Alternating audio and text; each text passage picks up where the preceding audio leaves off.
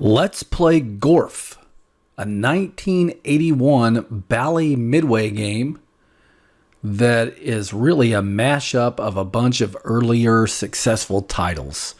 I don't know if there's a few unique things about it, but it's Galaxian and Space Invaders primarily with a little bit of extra stuff.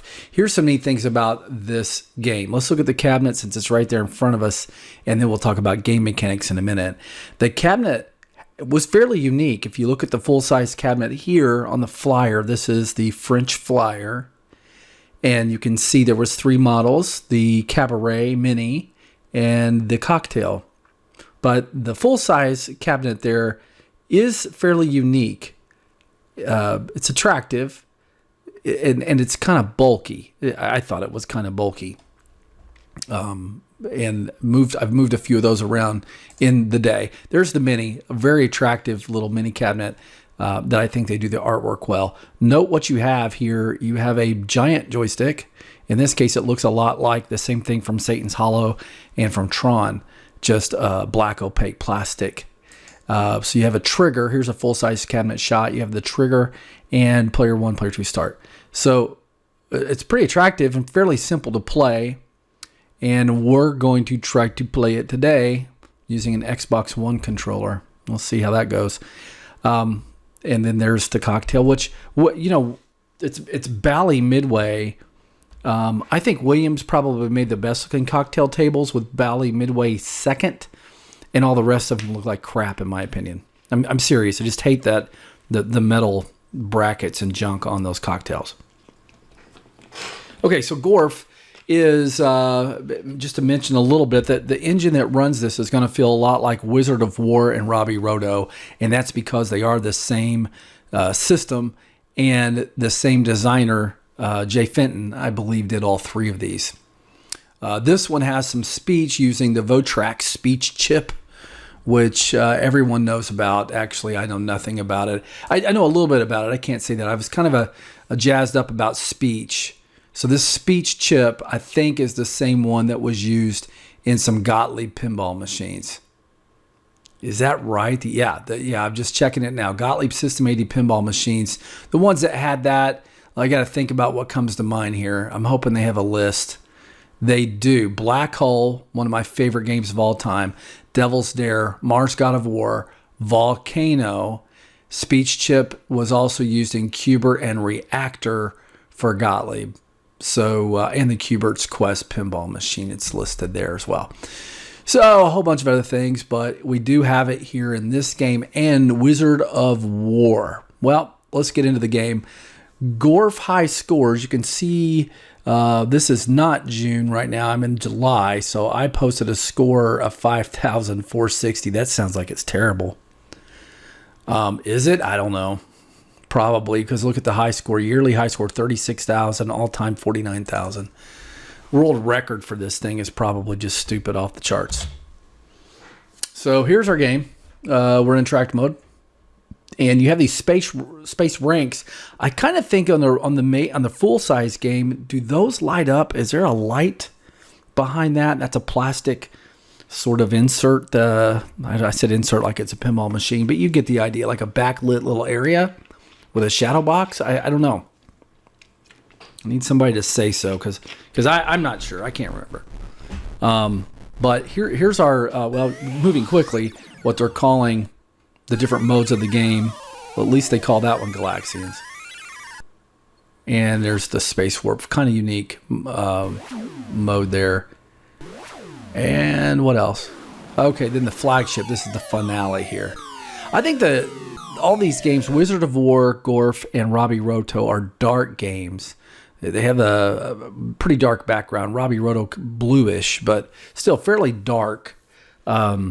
Maybe that's just part of the way that Jay Fenton did it. It's easy to program that way, or maybe that's what they liked, or whatever. I don't know.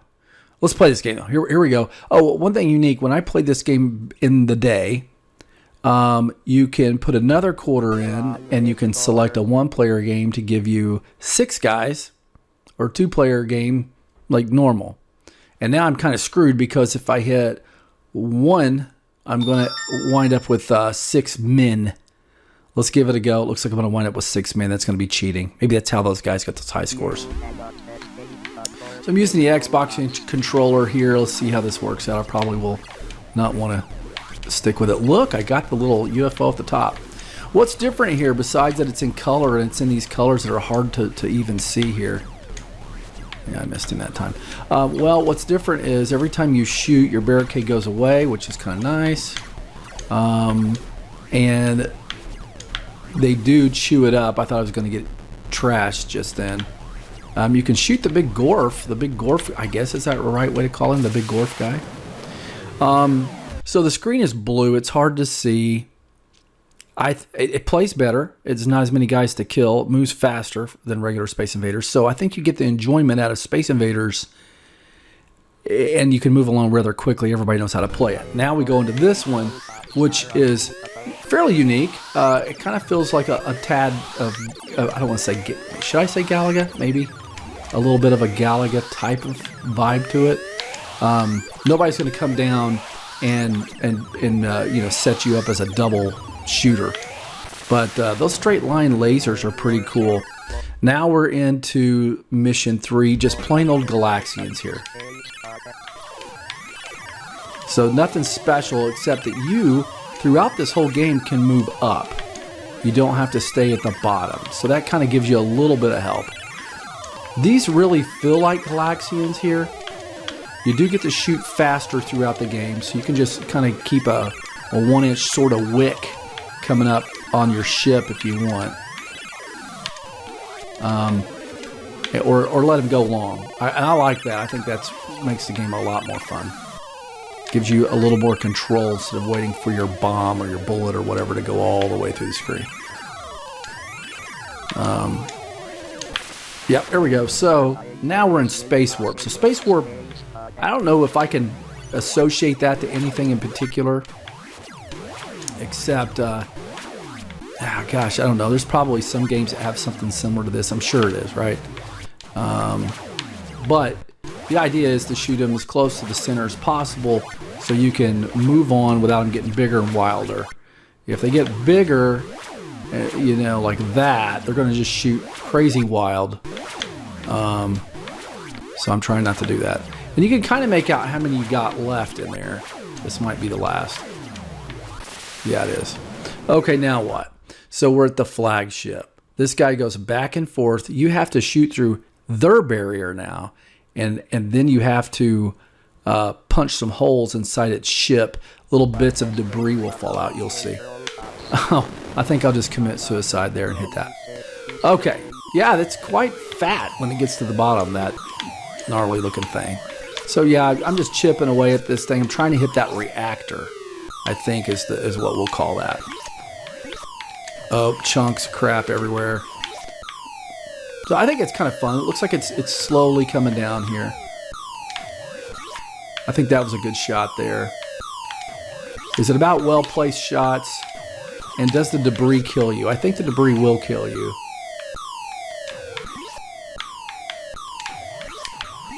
Yeah, I almost ate it there. Having a good game so far, but I'm getting ready to get toasted here if I can't wipe this guy here pretty quick.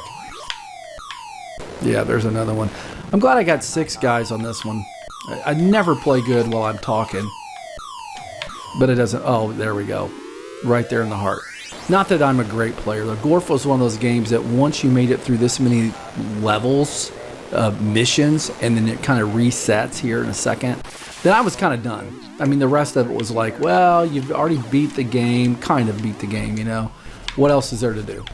Is there anything else? Not really. So it was one of those games, like whenever I played, I picked the games. You'll hear this in these videos that I talk about this. I picked the games back in the day with some money that I enjoyed and I was good at, but so I could set a score, right? For me, it was always about trying to get my initials up on the game somehow. The bragging rights with your friends, right? But then I had some money to try the new games that were out there. And so Gorf was not a new game that was out there. I never felt like it was. I just felt like it was just one I could put my initials up. And I was also not the kind of kid that would play this game with 2 quarters and get 6 guys. I just wouldn't do that. I was too poor. I was a tightwad. Skill-wise, it does increase dramatically here, I feel like, on this particular one. And the goal here for me is to just get rid of the laser shooters as fast as possible. Otherwise, I'm just going to run into it and die a lot. The speech is fun. The laughing at you, kind of heckling you, I kind of dig that. Yeah, let's see if I can get 3 here. Can I get... No, there's too many bullets coming down. I did get 2 there. Kind of losing my desire, I guess, to try really hard. I feel like I cheated with 6 guys. So, and again, I've already accomplished this. So for me, the fun ends after the first accomplishment of getting through all of the missions, the first round missions. So let's see something here. 6 ships. I got 11,400. I'm going to guess that, I can't really remember, but I'm going to guess that my goal was to bust like 10 grand whenever I was playing this game. You know, I felt like I accomplished something, even if I wasn't on the high score list. But anyway, no initials, right? They just put you up there. I don't think you have any ability to put initials in. Robbie Roto, Wizard of War, a little different. You're going to be able to put initials in. And I may be wrong. Maybe they all don't use the same engine, but they sure feel like it to me. All right, so let's hop out here. That is Gorf. There's really not much else to say about this game. I do see over here on the right in the details, Dave Nutting Associates, D&A. I have more about that when we get into the Robbie Roto video in the future, so just look for that. But it is a game that was designed and then purchased by Bally, Midway, so they could be distributed throughout, cabinets built and distributed throughout the network, where Dave Nutting Associates would just be the ones behind designing the games and making them play. Here's our high scores, and note that it did put me up as a weekly and monthly high, even though I played with 6 guys instead of 3. So I don't think Launchbox has the ability to discern, which way you played, or probably even which skill level, that if you set up your game easy. Gorf world record, because it's kind of fun to look at it. So here you go. You think you're good at Gorf? Try this. With 3 ships. Number 1, 1.5 million points. Man, oh man, that's a lot of points. They fall off really quickly. So it doesn't look like too many people are willing to go for it and play that long. Moving on down the line, we get to 24,000 points with 3 ships. Gosh, I feel like I could probably get in there. From 2001. Moving on up, look at the years here. 1983, Walter Day submitted his own score, 145,000. Walter, that's pretty solid, buddy. Man, Kevin Winter, 1982, 154,000. So Walter was probably trying to take him down. Those are high scores, man. And I love seeing that back in the day. That's so cool. But what's also awesome is seeing how decades later, somebody comes up and busts 1 million and took this guy, Keith Swanson, down after holding the high score for 8 years. Very cool. All right, well, that's Gorf. Get out and play it. Maybe you yourself could join the Galactic Orbital Research Foundation or whatever Gorf really means.